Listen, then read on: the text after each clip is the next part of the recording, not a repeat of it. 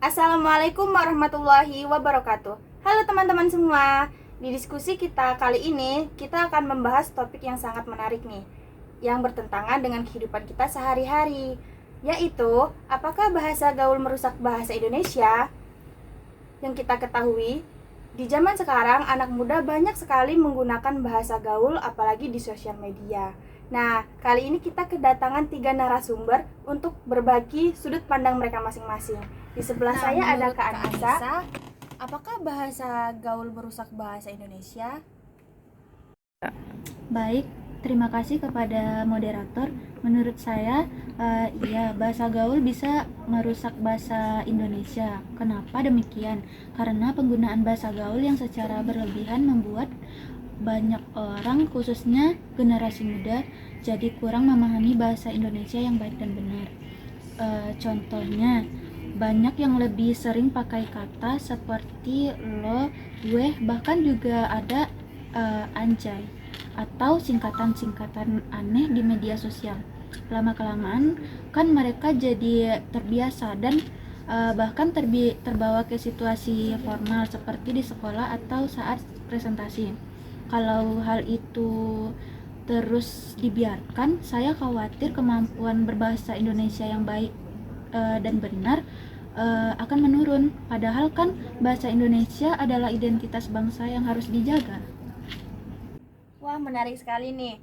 Jadi menurut Kak Anissa bahwa bahasa gaul ini memiliki dampak negatif untuk jangka panjang. Sekarang kita beralih ke Kak Oktavia nih. Menurut Kak Oktavia, apakah Kak Oktavia setuju dengan pendapat dari Kak Anissa tadi? Saya kurang setuju dengan pendapat Kak Anissa.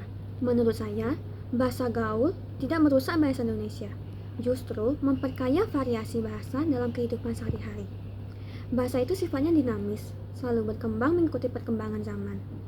Bahasa gaul muncul sebagai bentuk kreativitas anak muda dalam berkomunikasi. Selain itu, kita juga harus bisa membedakan konteks. Dalam situasi formal, seperti di sekolah, presentasi, ataupun menulis karya ilmiah, kita harus menggunakan bahasa Indonesia yang baik dan benar. Tapi dalam situasi santai, bahasa gaul itu digunakan wajar-wajar saja sih. Jadi menurut saya, masalahnya bukan pada bahasa gaulnya, tapi pada kemampuan seseorang dalam menempatkan bahasa sesuai dengan situasinya. Baik, jadi menurut Kak Oktavia, dalam menggunakan bahasa ini tergantung kitanya menggunakan bahasa dalam situasi yang seperti apa dan harus tepat. Nah, sekarang kita akan beralih ke Kak Raisa sebagai penengah. Menurut Kak Raisa, bagaimana dari pendapat Kak Anissa dan Kak Oktavia tadi? Menurut saya melihat kedua pendapat ini sama-sama benar, tergantung ke sudut pandangannya. Di satu sisi, Anissa benar bahwa penggunaan bahasa gaul yang berlebihan bisa membuat orang lupa atau kurang terbiasa menggunakan bahasa Indonesia yang baku. Itu memang perlu diwaspadai. Namun, di sisi lain, Octavia juga benar bahwa bahasa Indonesia adalah bagian dari perkembangan bahasa. Bahkan sejak dulu, bahasa selalu berubah mengikuti zaman dan budaya masyarakatnya. Menurut saya, solusi terbaik adalah menyeimbangkan keduanya.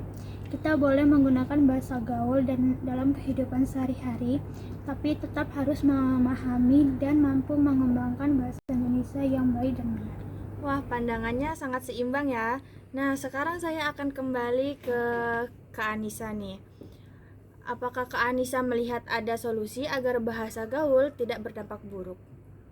Ya, tentu ada. Menurut saya, pendidikan bahasa Indonesia harus lebih diperkuat, terutama dalam praktiknya. Selain itu, guru dan juga lingkungan sekitar juga harus membiasakan penggunaan bahasa Indonesia yang baik di situasi formal. Dengan begitu, meskipun siswa menggunakan bahasa gaul di luar, mereka tetap punya dasar bahasa yang kuat. Baik, sekarang kita beralih ke Kak Oktavia nih. Nah, Kak Oktavia, apakah Kak Oktavia ingin menambahkan solusi? Saya setuju dengan itu. Intinya bukan melarang bahasa gaul, tapi mengedukasi penggunaannya. Kita juga bisa memanfaatkan bahasa gaul sebagai jembatan untuk membuat bahasa Indonesia lebih menarik, terutama bagi generasi muda. Baik, terakhir Kak Raisa nih. Gimana menurut Kak Raisa untuk solusinya? Menurut saya, yang terpenting adalah kesadaran. Jika kita sadar kapan harus menggunakan bahasa formal dan kapan santai, maka bahasa gaul tidak akan menjadi ancaman.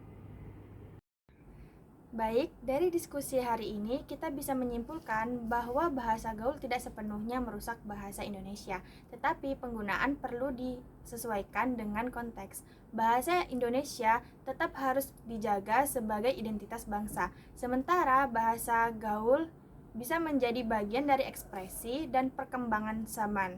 Nah, terima kasih kepada para narasumber dan teman-teman semua yang sudah menyimak sampai akhir. Sampai bertemu di diskusi berikutnya.